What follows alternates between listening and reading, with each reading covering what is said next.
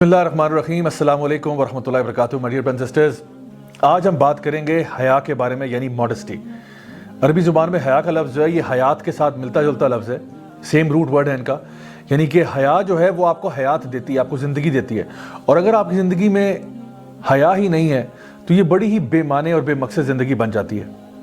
नबी करीम सल्लल्लाहु अलैहि वसल्लम की एक हदीस है जहाँ पे आपने इरशाद फरमाया कि इन्ना लिकुल्ली दीनिन खुलुक व खुलुकुल इस्लाम अल हया, कि यकीनन हर दीन का, हर मज़हब का एक बुनियादी कैरेक्टरिस्टिक होता है, और जो इस्लाम का बुनियादी कैरेक्टरिस्टिक है, जो इस्लाम का असल मिजाज है, वो हया है।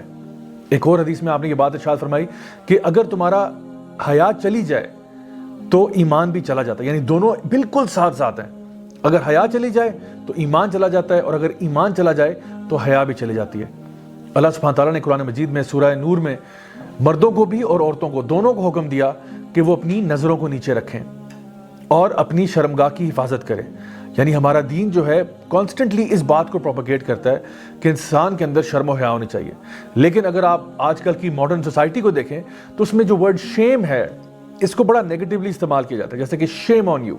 हालांकि शेम जो था वो इंसान को होना चाहिए था कि माशरे से, अल्लाह ताला से और अपने आप को खुद हिफाजत करना, बहुत सारी डिफरेंट चीज़ों से अपने आप को महफूज रखना, अपनी शर्म का ख्याल रख के।